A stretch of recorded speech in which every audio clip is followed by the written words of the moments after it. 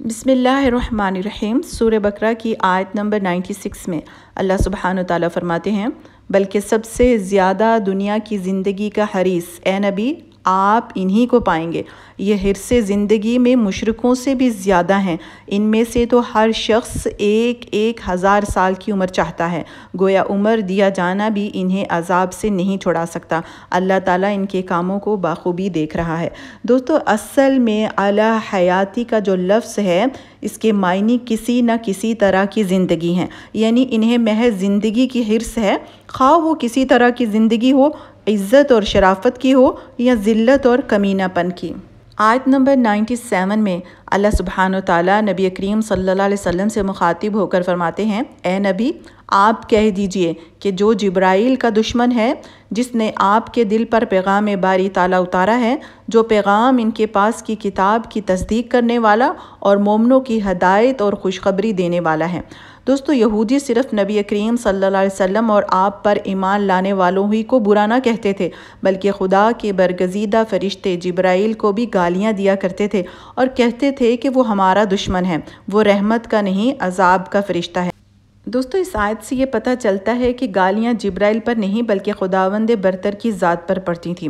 मतलब ये है कि ये गालियाँ वो इसलिए देते थे कि जिब्राइल ये कुरान लेकर आया है, और हाल ये है ये कुरान तो सरासर तौरात की तईद में है, लिहाजा हम इनकी गालियों में तौरात भी हिस्सेदार हुई।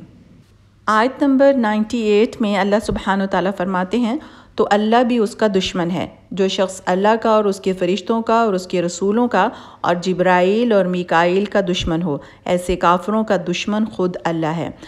इसी तरह से अल्लाह सुब्हान व तआला सूरह बकरा की आयत नंबर 99 में फरमाते हैं, और यकीनन हमने आपकी तरफ रोशन दलीलें भेजी हैं जिनका इनकार सवाए बदकारों के कोई नहीं करता। इसी तरह से आयत नंबर 100 में अल्लाह सुब्हान व तआला फरमाते हैं, ये लोग जब कभी कोई अहद करते हैं तो उनकी एक ना एक जमात इसे तोड़ देती है, बल्कि इनमें से अक्सर ईमान से खाली हैं।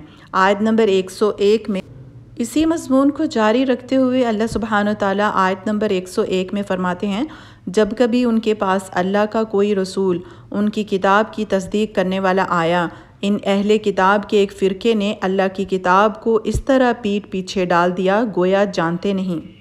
आयत नंबर 102 में, जो कि हज़रत सुलेमान अलैहिस्सलाम की कौम का ज़िक्र अल्लाह ताला फरमाने वाले हैं, जादू में किस तरह से मुब्तला हुई देखते हैं। आयत नंबर 102 में अल्लाह सुब्हान व तआला फरमाते हैं, और इस चीज़ के पीछे लग गए जिसे शैतान हज़रत सुलेमान अलैहिस्सलाम की हुकूमत में पढ़ते थे। सुलेमान ने तो कुफ़र ना किया, बल्कि ये कुफ़र शैतानों का था। वो लोगों को जादू सिखाया करते थे, और बाबल में हारूत और मारूत दो फरिश्तों पर जो उतारा गया था, वो दोनों भी किसी शख्स को इस वक्त तक नहीं सिखाते थे जब तक ये ना कह देते कि हम तो एक आजमाइश हैं, तो कुफ़र ना कर। फिर लोग उनसे वो सीखते थे जिससे वो खामद और बीवी में जुदाई डाल दें, और दरअसल वो बग़ैर अल्लाह ताला की मर्ज़ी के किसी को कोई नुकसान नहीं पहुंचा सकते। ये लोग वो सीखते हैं जो उन्हें नुकसान पहुंचाए और नफ़ा ना पहुंचा सके, और वो बिल यकीन जानते हैं कि इसके लेने वाले का आखिरत में कोई हिस्सा नहीं, और वो बदतरीन चीज़ है जिसके बदले वो अपने आप को फ़रोख्त कर रहे हैं। काश के ये जानते होते। दोस्तों, ये तर्जमा था सूरह बकरा की आयत नंबर 102 का। शयातीन से मुराद शयातीन जिन और शयातीन इंस दोनों हो सकते हैं दोस्तों, और दोनों ही यहाँ मुराद हैं। जब बनी इसराइल पर अखलाकी और मादी इन्हितात का दौर आया और ग़ुलामी, जहालत, इफ़लास और ज़िल्लत और पस्ती ने उनको अंदर ही अंदर जो है उनके हौसले पस्त कर दिए थे, तो वो तावीज़ गंडों की तरफ जो है मबजूल होने लगे। वो ऐसी तदबीरें ढूंढने लगे दोस्तों कि जिनसे किसी मुशक्क़त और जिद्दोजहद के बग़ैर महज फूंकों और मंत्रों के ज़ोर पर सारे काम बन जाया करें। दोस्तों, उस वक़्त शयातीन ने उनको बहकाना शुरू किया कि सुलेमान अलैहिस्सलाम की अजीम सल्तनत और उनके हैरत अंगेज़ ताकतें तो सब कुछ चंद नक़ूश और मंत्रों का ही नतीजा हैं। फिर इसके बाद क्या हुआ कि ये कौम जो है उन चीज़ों पर टूट पड़ी, यानी جادو تویز کنڈے پر اور اللہ کی کتاب میں دلچسپی چھوڑ دی اور نہ ہی کسی داعیے حق کی آواز سنی نہ اس پر عمل کیا۔ دوستو اس آیت کے طویل میں بہت مختلف اقوال ہمیں ملتے ہیں، مگر جو کچھ میں نے سمجھا ہے وہ یہ ہے کہ جس زمانے میں بنی اسرائیل کی پوری قوم بابل میں قیدی اور غلام بنی ہوئی تھی، اللہ تعالیٰ نے 2 فرشتوں کو انسانی شکل میں ان کی آزمائش کے لیے بھیجا۔ جس طرح قوم لوط کے پاس فرشتے خوبصورت لڑکوں کی شکل میں گئے تھے دوستو، اسی طرح ان اسرائیلیوں کے پاس وہ پیروں اور فقیروں کی شکل میں گئے۔ وہاں ایک طرف انہوں نے بازار ساحری میں اپنی دکان لگائی، یعنی جادو کا بازار لگتا تھا، اور دوسری طرف وہ تمام حجت کے لیے ہر ایک کو خبردار بھی کر دیتے تھے کہ دیکھو ہم تمہارے لیے آزمائش کی حیثیت رکھتے ہیں، تم اپنی عاقبت خراب نہ کرو، مگر اس کے باوجود لوگ ان کے پیش کردہ عملیات اور نقوش اور تویزات پر ٹوٹے پڑتے تھے دوستو۔ فرشتوں کی انسانی شکل میں آ کر کام کرنے پر ہم میں سے کسی کو حیرت نہیں ہونی چاہیے۔ وہ سلطنت الہی کے کارندے ہیں۔ اپنے فرائض منصبی کے سلسلے میں جس وقت جو صورت اختیار کرنے کی ضرورت ہوتی ہے وہ اسے اختیار کر لیتے ہیں دوستو۔ ہمیں کیا خبر کہ اس وقت بھی ہمارے گرد و پیش کتنے فرشتے انسانی شکل میں آ کر کام کر جاتے ہوں۔ رہا فرشتوں کا ایک ایسی چیز سکھانا جو بجائے خود بری تھی، تو اس کی مثال ایسے ہے جیسے پولیس کی وردی میں سپاہی کسی رشوت خور حاکم کو نشان زدہ سکے اور نوٹ لے جا کر رشوت کے طور پر دیتے ہیں تاکہ اسے عین حالت ارتکاب جرم میں پکڑیں اور اس کے لیے بے گناہی کے عذر کی گنجائش باقی نہ رہے دوستو۔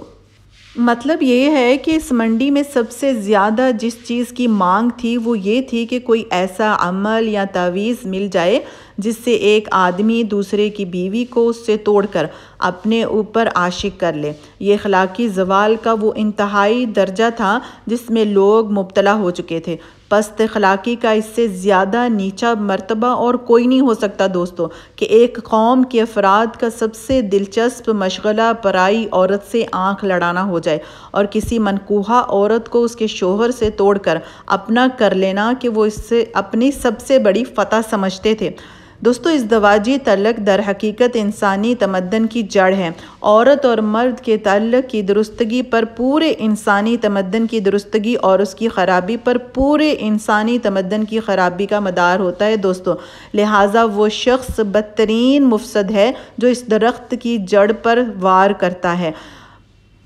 دوستو بنی اسرائیل کی آزمائش کے لیے جو فرشتے بھیجے گئے تھے انہیں کیوں حکم دیا گیا کہ عورت اور مرد کے درمیان جدائی ڈالنے کا عمل ان کے سامنے پیش کریں؟ دراصل یہی ایک ایسا پیمانہ تھا دوستو جس سے ان کی اخلاقی زوال کو ٹھیک ناپا جا سکتا تھا۔